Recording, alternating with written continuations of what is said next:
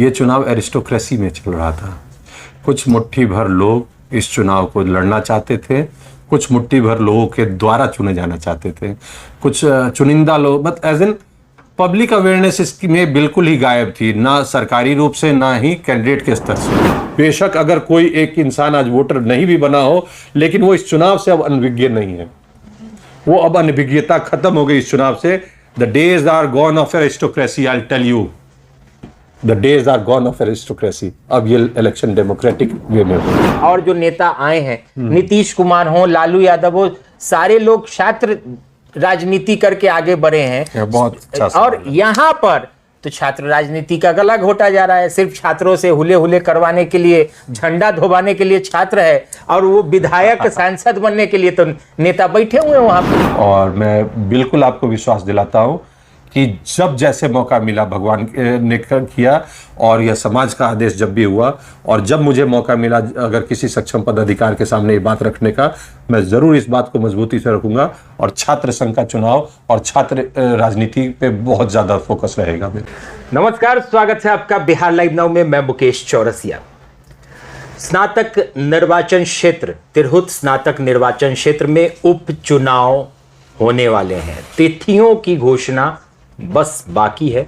बाकी सारी तैयारियां हो चुकी है। मैदान में दोनों प्रत्याशी, दोनों जो गठबंधन है एनडीए और इंडिया, दोनों के प्रत्याशी भी मैदान में कूद चुके हैं। तैयारी जोर शोर से चल रही है। नाम जोड़ने का भी जो सिलसिला था वो लगभग पूरा हो चुका है, और प्रत्याशी मैदान में डट के मेहनत कर रहे हैं। हमारे साथ अभी महागठबंधन के, इंडिया गठबंधन के प्रत्याशी हैं प्रोफेसर गोपी किशन जी, और इंडिया गठबंधन ने इन पर भरोसा किया। क्यों? क्योंकि ये स्नातक निर्वाचन क्षेत्र का चुनाव है, स्नातकों का चुनाव है, तो कैंडिडेट भी शिक्षित और शिक्षा क्षेत्र से जुड़े हुए लोग होने चाहिए। तो शायद मुझे लगता है इसीलिए आपको चुना गया गोपी किशन जी। बहुत बहुत आभार। सभी दर्शकों को मेरा नमस्कार। मुकेश बाबू, आपका बहुत आभार। हाँ, चुनाव मुख्य रूप से इसीलिए हुआ, पार्टी के द्वारा चुना गया। जब कार्यकर्ताओं का फहरिस्त रही होगी उसमें मुझे चुना गया, क्योंकि मैं शिक्षा क्षेत्र से था। शिक्षा क्षेत्र में हमारा योगदान रहा, साथ के साथ पार्टी के क्रियाकलापों में और पार्टी के दैनिक कामों में भी मेरा योगदान रहा करता था। तो ये हार्डकोर पॉलिटिशियन से ज़्यादा शिक्षाविद कम पॉलिटिशियन हम लोग का प्रेफरेंस था, हमारी पार्टी का विचारधारा का था।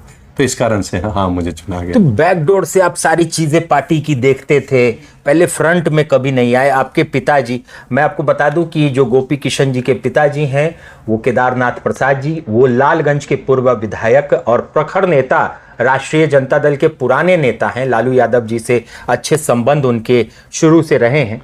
तो फ्रंट में गोपी किशन जी ने कभी काम नहीं किया, इस बार फ्रंट में मौका मिला है सीधे सीधे लड़ाई लड़ने। फ्रंट में मेरा मानना है कार्यकर्ता हमेशा पैदल सेना होती है, और हर इंसान एक पैदल सेना में होना चाहिए, और वहीं से वो कप्तान बनने की बखूबी तैयारी कर सकते हैं। हाँ, मैं राष्ट्रीय जनता दल का कार्यालय का संचालन किया करता था, महानगर राष्ट्रीय जनता दल का, और हर छोटी बड़ी कामों की जिम्मेदारी हम लोग मिलकर निभाते थे। और इसी तरह कोई कार्यकर्ता आगे बढ़ता है, यही एक प्रक्रिया है, चरणबद्ध तरीके से आगे बढ़ना। हमारे शीर्ष नेतृत्व ने जो गुण खोज रहे थे वो गुण उन्होंने एक अपने कार्यकर्ता में देखा और उनको चुन के आगे बढ़ाया, जो कि मैं था। अच्छा, एमएलसी का जब भी गोपी किशन जी चुनाव होता था इस चुनाव के पहले, तो आम लोगों को पता भी नहीं चलता था। हम लोग भी उतना दिमाग नहीं लगाते थे कि चलो भाई एमएलसी का चुनाव है, देवेश चंद्र ठाकुर जीतेंगे, और कई बार से वो जीतते थे।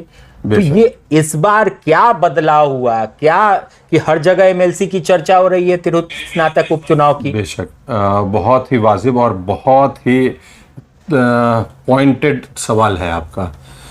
ये सिर्फ मैं पिछले 3-4 टर्म की बात नहीं कर रहा, मैं आज़ादी के बाद से आज तक की बात कर रहा हूँ। ये चुनाव पब्लिक डोमेन से गायब हुआ करता था, तो ये चुनाव फिर हो कैसे रहा था? ये चुनाव एरिस्टोक्रेसी में चल रहा था। कुछ मुट्ठी भर लोग इस चुनाव को लड़ना चाहते थे, कुछ मुट्ठी भर लोगों के द्वारा चुने जाना चाहते थे, कुछ चुनिंदा लोग, but as an public awareness इसमें बिल्कुल ही गायब थी, ना सरकारी रूप से ना ही कैंडिडेट के स्तर से। कभी भी किसी एक आम ग्रेजुएट साथी को बताया नहीं जाता था कि आप किसी को चुन के सदन में भेज सकते हैं और आप अपना अधिकार उनसे मांग कर सकते हैं। आज से पहले अमूमन यही चलता आ रहा था। जब मैं, चूँकि शिक्षा क्षेत्र से मेरा जुड़ाव रहा है, संस्था में मैं पढ़ाता हूँ और बच्चे हमारे पास ग्रेजुएट के जो आते हैं और कुछ समस्याएं लेके आया करते थे, तो हमने अपने शीर्ष नेतृत्व के पास इन बातों के लिए 1-2 बार हम डेलीगेट बना के जाते थे। तो वहीं से ये विचार उन्होंने दिया था, हमारे नेता ने ये विचार दिया कि लोगों को जागरूक करो ना, हमारे पास जो लेके आते हो एक MLC है तो सही ग्रेजुएट का। तो कहा है कि वो चुना कैसे जाएगा, फिर जब चुना ही नहीं जाएगा जब ग्रेजुएट्स के द्वारा, तो फिर वो ग्रेजुएट्स का काम क्यों करेगा। तो कुल मिला के एरिस्टोक्रेसी से डेमोक्रेसी पे लाने का विजन दिया हमारे नेता ने, और उसी विजन को लेके मैंने और हमारी पूरी समाजवाद की जो विचारधारा से ओतप्रोत हमारी टीम है और हमारे शिक्षण क्षेत्र के जितने भी हमारे प्रबुद्ध साथी हैं, सबों ने इस बार मजबूती से एक आम ग्रेजुएट को ये जानकारी दी, ये सूचना दी कि वोटर बनना बहुत ही आवश्यक है और अपना अधिकार पाने के लिए अपना एक नुमाइंदा चुनना बहुत जरूरी है।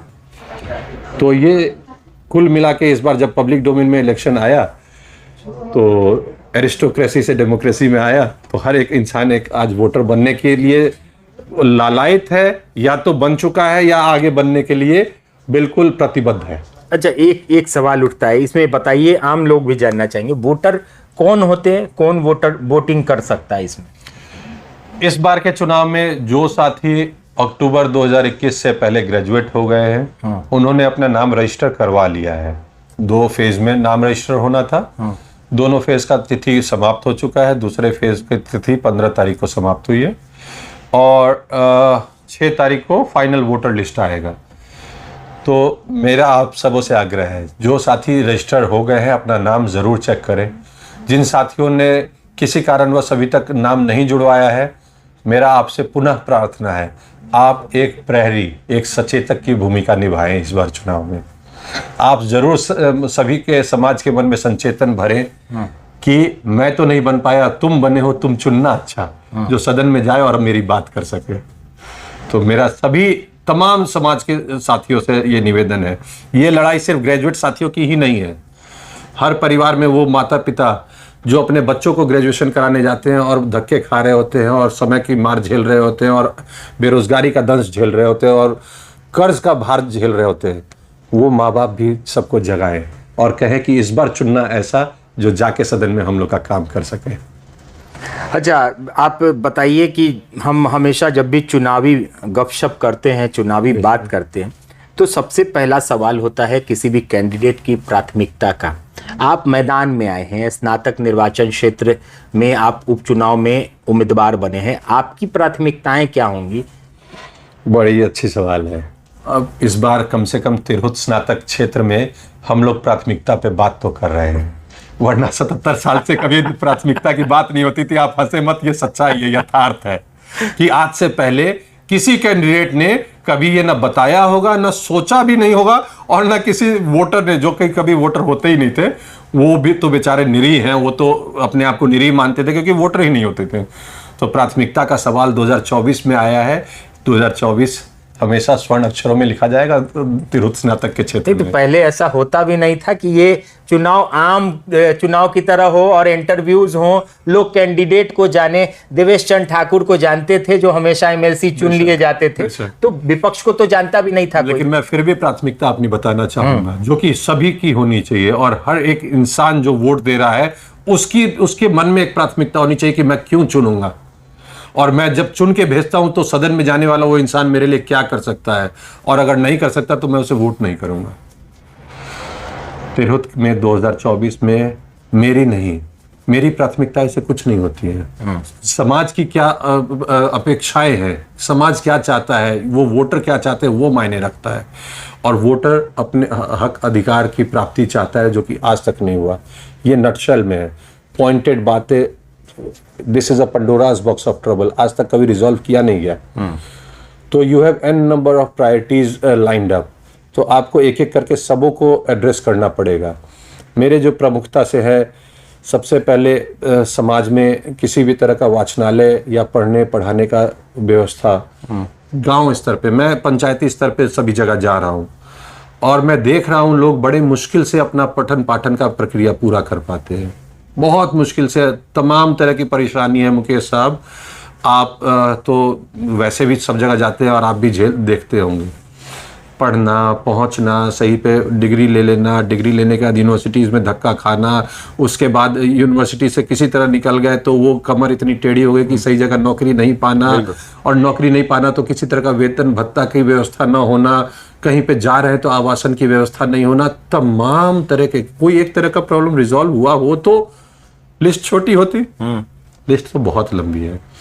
लेकिन हाँ, जो भी चंद समय मुझे मिलेगा, क्योंकि ये अल्पकालिक है, उसमें मेरी पहली प्राथमिकता रहेगी शिक्षण पठन पाठन को बहुत ही उम्दा करना, और सभी पंचायती स्तर पे ये और या ब्लॉक स्तर पे इसका व्यवस्था करना कि लोग समुचित रूप से अपनी पठन पाठन को पूरी कर सके, और जो बेरोजगार हैं उनके लिए किसी न किसी रूप में, पहले एम्प्लॉयमेंट एक्सचेंज होते थे, लोग उसमें रजिस्टर कर सकते थे, चीज़ों को अपना सरकार के सनद में रख सकते थे। अब तो सरकार के सनद में रखने का कोई माध्यम ही नहीं रहा। क्या सरकार के पास डेटा है कि आज मेरे तिरहुत के पर्टिकुलर ब्लॉक के पर्टिकुलर पंचायत में कितने अनएम्प्लॉयड ग्रेजुएट हैं? नहीं। तो जब डेटा नहीं है तो फिर पॉलिसीज कैसे बनेगी? क्या ये लाजमी सा सब आपको सवाल नहीं लगता? बिल्कुल, बहुत। तो क्या 22 साल में डेटा भी कलेक्ट करने लायक स्थिति नहीं थी हमारी? आप पॉलिसीज कैसे बनाएंगे unless until you have a data to work on? किस आधार पे आप चीजों को लागू कराने की बात सोचते हैं या फिर करने की बात करते हैं? एक क्षेत्र में आज मेरे, अगर एक पंचायत में, आज एक गांव में अगर 40 वोटर है तो सिर्फ 40 ग्रेजुएट नहीं है। वो पहले 4 वोटर होते थे वहां पे, इस जनचेतना से 40 हुए, लेकिन है वहां पे 100 से अधिक। बिल्कुल। अब उन 100 की मनोदशा क्या है, उनकी चेतना क्या है और उनकी सामाजिक स्थिति क्या है, इसका मूल्यांकन सबसे पहला, और उस आधार पे नियम बनना। वरना नीति नहीं, जब तक नियत नहीं सही होगी नीति भी कुछ काम नहीं करेगा। तो अपने नियत को साफ करना होगा कि हमें उस आखिरी पायदान के ग्रेजुएट के लिए कुछ ना कुछ भत्ते की, कुछ ना कुछ आवासन की, कुछ ना कुछ नौकरी की व्यवस्था करनी है। एटलीस्ट एक ग्रेजुएट एमएलसी ये एड्रेस तो कर सकता है अपने सदन में कि नहीं भाई, हमें जो वोट देते हैं वो सही में परेशान है। यहां तो एड्रेसल भी नहीं रहा, डेटा ही नहीं है किसी के पास, तो एड्रेसल क्या होगा? बिल्कुल। और ये चुनाव देखिए, मुझे तो आश्चर्य लगता है, जैसा सरकार कहती है, मुख्यमंत्री कहते हैं कि हम शिक्षित करते हैं लोगों को, महज 2% भी 4 जिले में ग्रेजुएट नहीं है।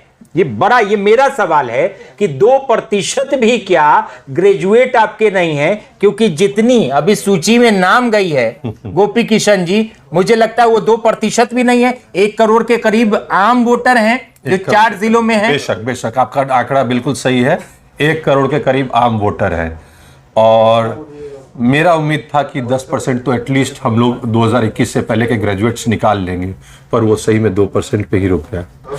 मैंने बहुत जगह, मैं शायद आप लोग के माध्यम से बोलना नहीं मतलब सब कुछ खुला नहीं रखना चाहता, पर मैंने बहुत प्रशासनिक स्तर पे लोगों से मांग की थी कि लोक चेतना का कार्यक्रम चलाया जाए, नुक्कड़ सभाएं की जाए सरकार के द्वारा, गांव में गवई भाषा में इसका प्रचारित किया जाए, इस तरीके से कि उनको वोटर बनने के लिए प्रेरित करे।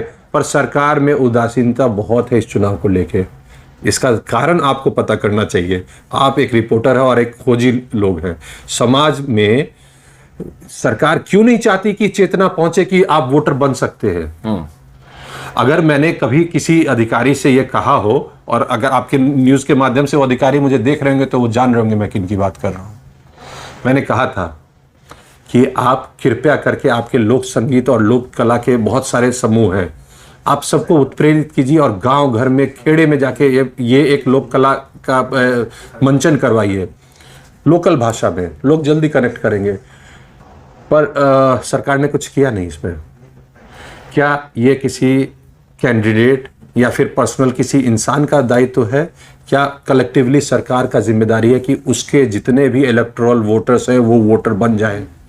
और अगर ये सही में सरकार की दायित्व है और सरकार ने आज तक नहीं किया, तो हमारे पुराने नुमाइंदे ने इस पे क्या सवाल उठाए, मैं पहले ये जानना चाहता हूं आपसे कि हमारे हक को दिलाने के लिए हमारे पिछले नुमाइंदे ने क्या किया। उसके बाद हमारा काम करना बाद में, पहले हम वोटर बनने का जो मेरा मौलिक अधिकार है, जो मेरा संवैधानिक अधिकार है, उस पे हमारे नेता ने क्या किया जो सदन में हमें हमारी नुमाइंदगी कर रहे थे। खैर, इस बार हम लोगों ने, हमारी विचारधारा ने, हमारी पार्टी ने सतह पे बहुत मजबूती से इस बात को रखा है, जिससे बेशक अगर कोई एक इंसान आज वोटर नहीं भी बना हो, लेकिन वो इस चुनाव से अब अनभिज्ञ नहीं है। वो अब अनभिज्ञता खत्म हो गई इस चुनाव से। The days are gone of aristocracy, I'll tell you. The days are gone of aristocracy. अब ये इलेक्शन डेमोक्रेटिक वे में होगा। लेकिन मुश्किल लड़ाई है, क्योंकि एक तरफ देखिए, एक तरफ आपके नीतीश कुमार से लड़ना है, एनडीए है, देवेश चंद्र ठाकुर हैं, अभिषेक झा उम्मीदवार जो है एनडीए के, तो एक तरफ तो भाई उनका एक्सपीरियंस, और जो आप एरिस्टोक्रेसी की बात कर रहे हैं, डेमोक्रेसी में आप कह रहे हैं कि हमने लाया, लेकिन उनके पास तो पूरा वो समीकरण है भाई। उस समीकरण को कैसे तोड़ेंगे आप? नहीं, समीकरण और एक्सपीरियंस मुझे नहीं पता आप किसकी बात कर रहे हैं, किस चीज की बात कर रहे हैं। मैं तो ये जानना चाहता हूं कि क्या, नहीं, मैं बात कर रहा हूं कि जो एरिस्टोक्रेसी की बात की है आपने, तो वो तो पुराना एरिस्टोक्रेसी चल रहा है, उनके पास वही समीकरण है, वही समीकरण। मैं बिल्कुल वही बता रहा हूं। मैं व्यंग्यात्मक लहजे में आपसे कह रहा था कि मैं नहीं जानता किस रणनीति और किस प्लान की बात कर रहे हैं, क्योंकि वो प्लान धराशायी हो चुका साहब। अच्छा, वो प्लान जनता ने खुद धराशायी कर दिया। जो सेलेक्टिव वोटर्स की प्रोसेस था, सेलेक्टिव वोटर मेकिंग प्रोसीजर था, उसको इस बार जनता ने डाइल्यूट कर दिया है। अब वो कलेक्टिव और सेलेक्टिव वोटर प्रोसीजर नहीं रहा। हर एक आम ग्रेजुएट साथी अपने स्वेच्छा से वोटर बना है और अपने अधिकार को पाने के लिए बना है। तो इस बार कोई तंत्र नहीं काम करेगा, जनतंत्र काम करेगा। जनता अपनी लड़ाई खुद लड़ रही है। मैं हमेशा कहता हूं, मैं उनकी सिर्फ उनके साथ चल रहा हूं इस लड़ाई में। जनता अपनी लड़ाई खुद लड़ रही है अपने हक अधिकार की, जो आज़ादी के बाद से आज तक के कभी उनके हक की लड़ाई नहीं लड़ी गई। सबसे पहला हक उनका मौलिक अधिकार, वोटर बनने का अधिकार, वही उन तक नहीं पहुंचा, तो उसके बाद की लड़ाई कहाँ अपना स्टैंड रखती है। तो सबसे पहली लड़ाई, सबसे पहला अधिकार उनको हम लोगों ने देने का काम कर रहा है ज्ञान के रूप में। और उसके बाद वो, जब आप एक बांध का सिरा तोड़ते हैं, सिर्फ पानी को रास्ता नहीं दिखाते हैं, पानी स्वयं रास्ता देख लेती है। तो डेमोक्रेसी में आप समाज को सिर्फ प्रेरित करते हैं, समाज को जागृत करते हैं, समाज को दिशा भी नहीं दिखानी पड़ती, समाज अपना रास्ता खुद खोज लेता है। और ये तो प्रबुद्धों की लड़ाई है साहब। बिल्कुल, और ज्ञानियों की लड़ाई है। लेकिन इसमें एक चीज मैंने, प्रोफेसर साहब, मैं आपसे कहना चाहूंगा, लाखों लोग हैं, BR अम्बेडकर यूनिवर्सिटी की मैं बात कर रहा हूँ, कभी भी 3 साल में कोर्स पूरा नहीं होता। इस पर किसी MLC ने, किसी भी जो इस क्षेत्र के MLC बने हैं, उन्होंने ध्यान नहीं दिया। दूसरी ओर आप जो आए हैं, या फिर और जो नेता आए हैं, नीतीश कुमार हो, लालू यादव हो, सारे लोग छात्र राजनीति करके आगे बढ़े हैं। बहुत अच्छा। और यहाँ पर तो छात्र राजनीति का गला घोटा जा रहा है। सिर्फ छात्रों से हुले करवाने के लिए, झंडा धोबाने के लिए छात्र है, और वो विधायक सांसद बनने के लिए तो नेता बैठे हुए हैं वहां पे। बहुत ही दुखती रग पे आपने हाथ रखा है समाज के। और एक प्रबुद्ध रिपोर्टर से यही उम्मीद की जा सकती थी कि ऐसे ही तीखे और समाज को झकझोर देने वाले सवाल आएंगे मेरे पास। ये जो फैक्ट्री है समाज का निर्माण का, एक जो कड़ी है, वो छात्र यूनिटी से आता है और छात्र के पॉलिटिक्स से आता है। छात्र राजनीति वो फैक्ट्री है साहब जो अच्छे राजनेताओं को पैदा करती है। हमारी पीढ़ी ने, हमारे समाज ने ये देखा है। कभी भी किसी राजनेता ने, और कभी भी हमारे क्षेत्र के हमारे प्रतिनिधि करने वाले लोगों ने, जो उसी यूनिवर्सिटी से निकले हुए लोग वोटर होते हैं और उसी का वोट पाके कुछ लोग सदन में जाते हैं, लेकिन कभी भी इस एंगल पे कोई बात ही नहीं रखने की काम की। सिर्फ वही एरिस्टोक्रेसी को फॉलो करने का काम करते हैं। क्योंकि अगर नया छात्र नेता पैदा होके आएगा तो वो शायद किसी डायनेस्टी को नहीं चलने देगा। इस चीज को बहुत हद तक रोका गया और ना कभी इस पे कोई लड़ने की बात करता था। मैंने यूनिवर्सिटी में अभी 4 साल पहले भी छात्र संघ का चुनाव हुआ था, तो हम लोग राष्ट्रीय जनता दल के द्वारा वहाँ पे भी अपने उम्मीदवार को देके और चुनाव लड़ाने का काम करते थे। हमारी दल इस चीज़ को बहुत मजबूती से समझती है और मुझे पूर्ण विश्वास है कि अगर जब भी मैं, जैसे मैंने ग्रेजुएट का प्रस्ताव रखा था, ग्रेजुएट कंस्टिट्यूएंसी का अपने नेता के सामने, इसके बारे में भी जब हम लोग प्रस्ताव रखेंगे कि छात्र संघ का चुनाव होना चाहिए, छात्र संघ लीगल होना चाहिए और छात्र संघ ही वो वैचारिक संगठन है जो समाज को एक नई दिशा देती है। आज के डेट में सिर्फ छात्र संगठन बहुत सारे दलों के हैं जो कि सिर्फ और सिर्फ बड़े लोगों के भीड़ का काम आते हैं। ये अफसोस की बात है। वो ज्ञान के पुजारी, वो विद्या के पुत्र, वो सिर्फ भीड़ का हिस्सा बन के रह गए हैं। उनके इंटेलेक्ट को लोगों ने इग्नोर कर दिया, सिर्फ भीड़ का हिस्सा बना के छोड़ दिया। हमारा एक ये प्रयत्न रहेगा कि यूनिवर्सिटीज़ में जो भी सक्षम पदाधिकार है इसके लिए उनसे बात करके छात्र संगठन को पूर्ण रूपेण चालू किया जाए। छात्र संगठन होने से क्या होता है कि जो छोटी मोटी समस्याएं होती है, आज आप यूनिवर्सिटी में जाएं, बहुत सारे सो कॉल्ड कॉर्पोरेट्स आपको मिल जाएंगे जो कहेंगे कि लावा हम तो सर्टिफिकेट, दलाल कहिए साफ तौर पर, वो उनको नहीं, बहुत सारे दलाल मिल जाएंगे। बेशक संवैधानिक शब्द नहीं है इसलिए मैं प्रयोग नहीं करना चाहता था। तो आपको ऐसे लोग मिल जाएंगे जो आपकी डिग्री जल्दी निकलवाने के एवज में या फिर आपको किसी अनैतिक काम को पूरा करवा देने के एवज में कुछ पैसा लेने के लिए वहां खड़े रहते हैं और आप उस सीमा को लांघ नहीं सकते। वो रेखा ऐसी खींच दी है उन्होंने कि आप सीधे किसी भी सक्षम कार्यालय में जा नहीं सकते। क्या एक छात्र संघ और छात्र नेता अगर चुन के जाता तो क्या छात्रों का हित होता? नहीं। वो इंसान छात्र नेता हो भी सकता है कि किसी एक पर्टिकुलर ईयर में वो छात्र नेता काम नहीं कर रहा होता, अगले साल वो छात्र नेता बदला जाता। तो उसमें एक खौफ रहता कि अगर मैं अपने टीम का काम नहीं करूंगा तो मैं बदला जाऊंगा। यही खौफ गायब था एमएलसी में कि उनको लगता था मुझे कोई बदल नहीं सकता क्योंकि टीम मेरी अपनी है, वोटर मेरे अपने हैं, मेरे चंद एरिस्टोक्रेट वोटर है। इस बार वोटर डेमोक्रेट है।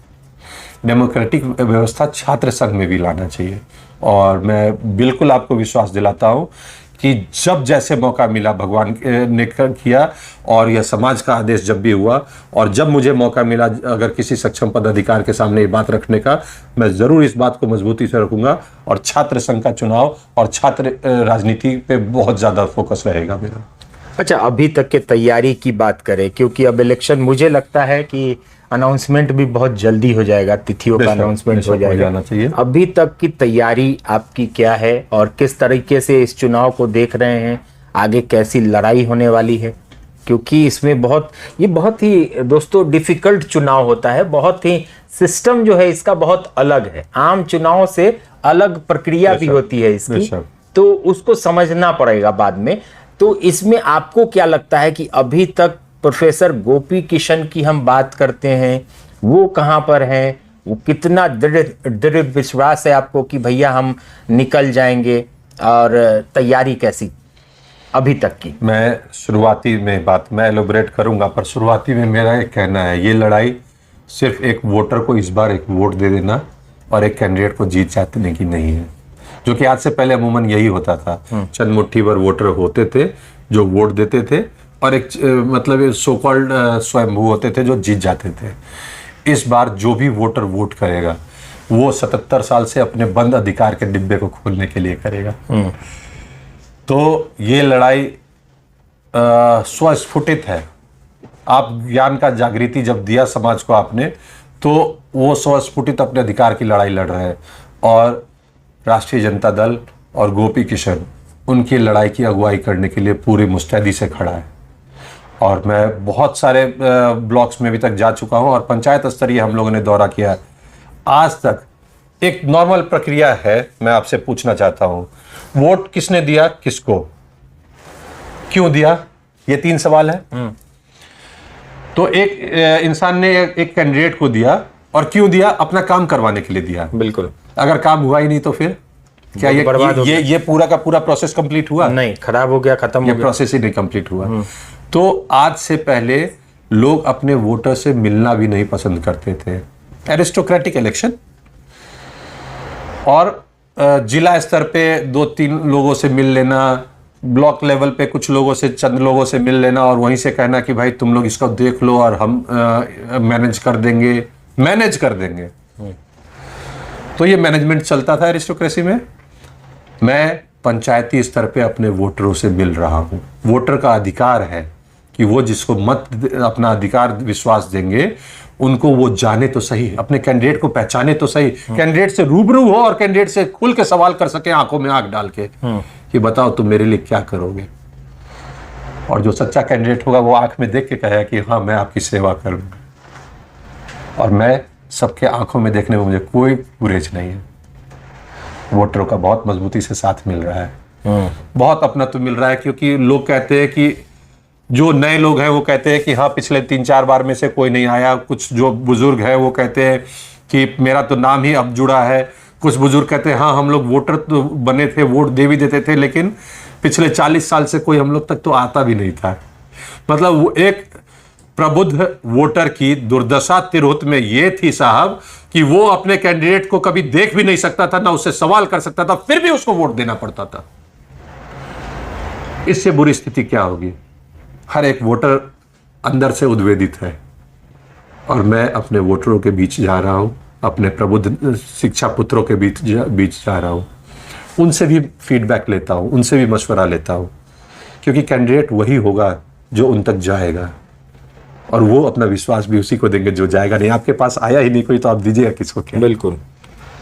देखिए 4 जिलों में ये जो चुनाव हो रहा है, मुजफ्फरपुर, वैशाली, सीतामढ़ी और शिवहर, 4 जिलों के वोटर होंगे। पिछली बार महज 89,000 वोटर थे, इस बार लगभग 1.5 लाख तक वोटर जाएंगे। जागृति हुई है, जागरूकता हुई है लोगों को, और कहीं ना कहीं अब जो कैंडिडेट भी दिख रहे हैं क्षेत्र में, पहले कैंडिडेट नहीं दिखते थे क्षेत्र में, बिल्कुल। इस बार तो दोनों कैंडिडेट आप भी दिख रहे हैं, एनडीए के भी दिख रहे हैं, घूम रहे हैं वो भी, और कुछ लोग हैं और निर्दलीय जो खड़े हैं वो भी चल रहे हैं। तो इस बार ये चुनाव दिख रहा है कि भाई जमीन पर आया है, लोगों को पता चल, जमीन पे आ गया। तो सही बात कह रहे हैं गोपी किशन जी की एरिस्टोक्रेसी इस चुनाव में हावी थी, लेकिन इस बार डेमोक्रेसी भी इस चुनाव में शामिल हुई है। और अब आपसे चाहेंगे कि कुछ आपका जो अपना संवाद है जनता से, वो आप 2 मिनट जनता से डायरेक्ट संवाद कर सकते हैं, इसमें हमारा क्वेश्चन नहीं है।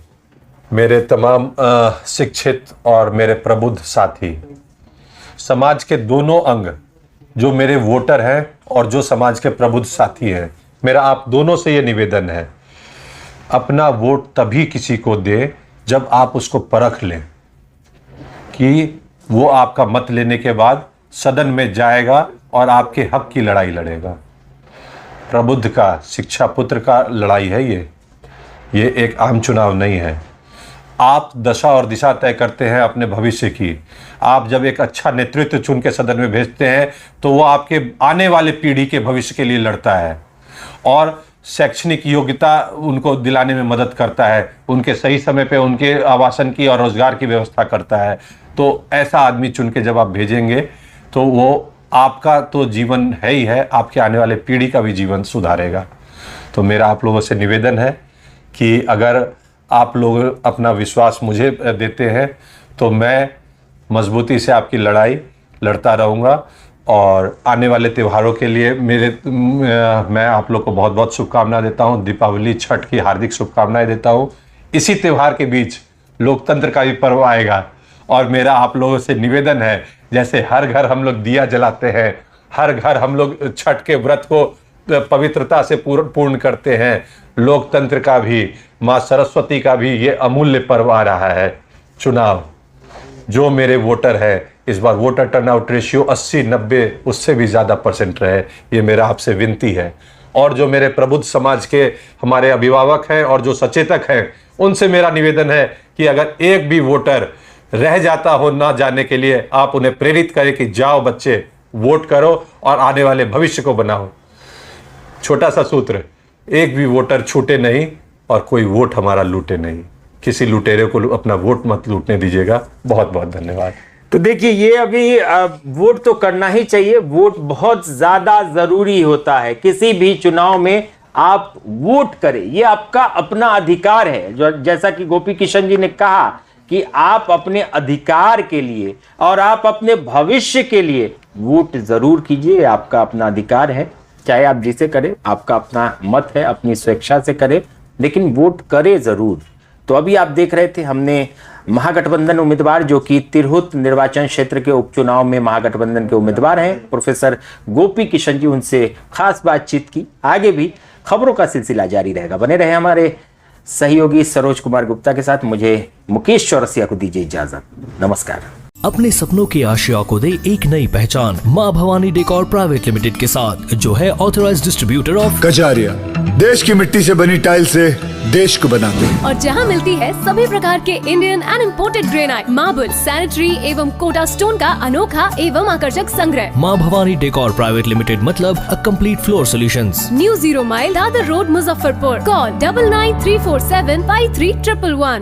दिल्ली हैंडलूम मुजफ्फरपुर में पर्दे, bedsheet, sofa cover, pillow cover, कालीन और घर के सभी साज सज्जा के हैंडलूम आइटम का एक भरोसेमंद नाम है दिल्ली हैंडलूम, जो सालों से आपके लिए हैंडलूम्स आइटम लेकर आ रहा है। यहाँ सैकड़ों डिजाइन में बेडशीट, पर्दों के साथ विंटर कलेक्शन के सभी आइटम उपलब्ध हैं। यहाँ आप शॉल, रजाई, थर्मोवियर, स्वेटर इत्यादि की होलसेल और रिटेल खरीदारी कर सकते हैं। दिल्ली हैंडलूम, भरोसा और विश्वास का दूसरा नाम। सरैयागंज टावर चौक, लिबर्टी शोरूम के बगल में, मुजफ्फरपुर।